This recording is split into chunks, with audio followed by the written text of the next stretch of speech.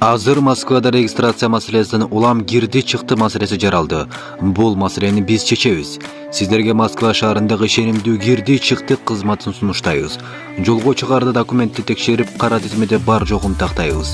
Эң негизгиси биз пересадка өзүбүз аягына чейин алып барып келебиз. Биздин дерек метро Хажуковская. Байланыш номерлер Эрнис Мырза 8929 654 45 64 8925 017 16 24 saat бою кызматтабыз.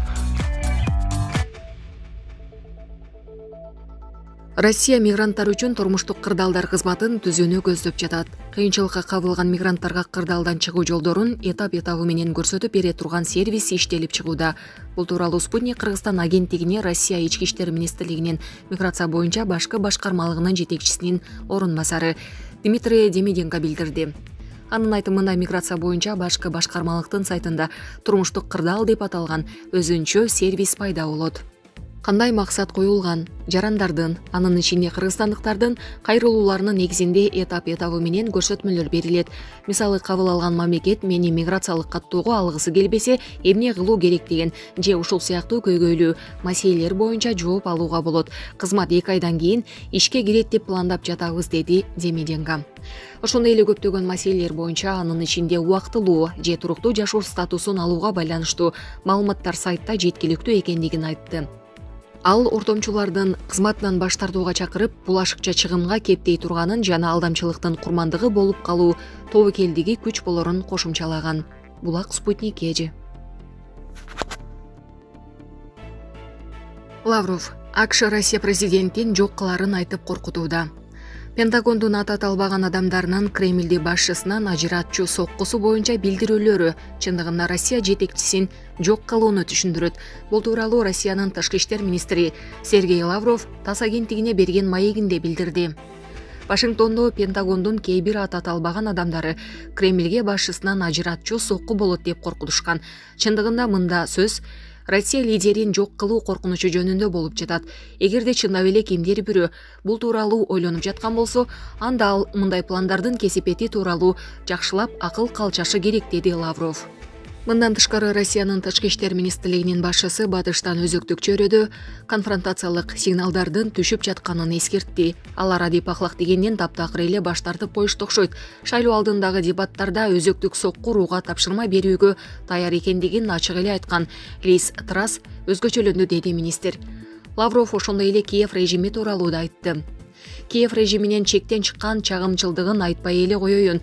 Владимир Зеленский НАТО өлкөлөрү менен Россияга каршы эскертүүчү өзөктүк соккуруу боюнча алдын ала макулдашууга чейин барды.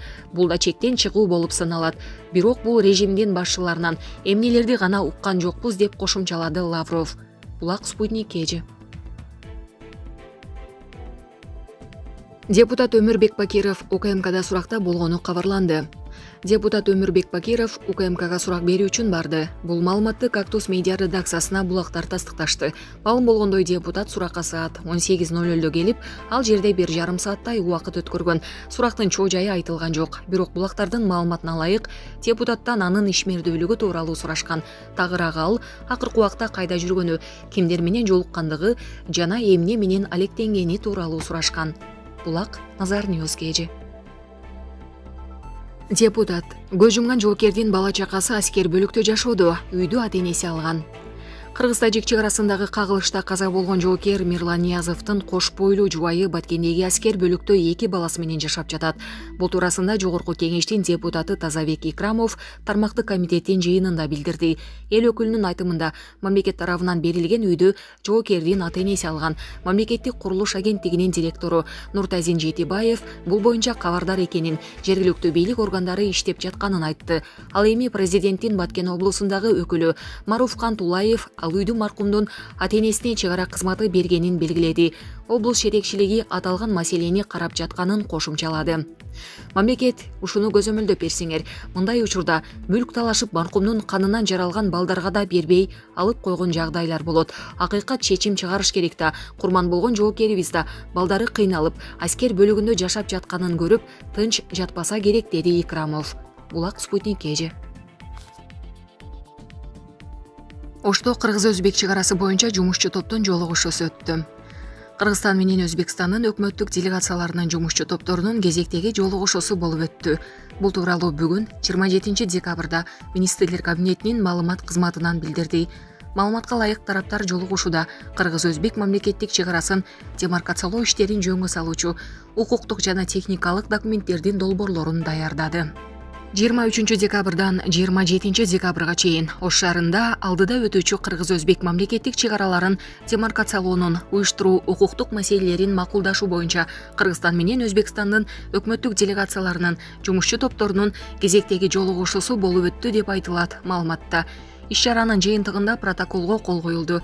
Ошондой эле жолугушуу достук жана өз ара түшүнүшүү маанайында өттү жана кийинки жолугушуу Өзбекстандын аймагында өтөрү кошумчаланды. Булак Супер Кежи.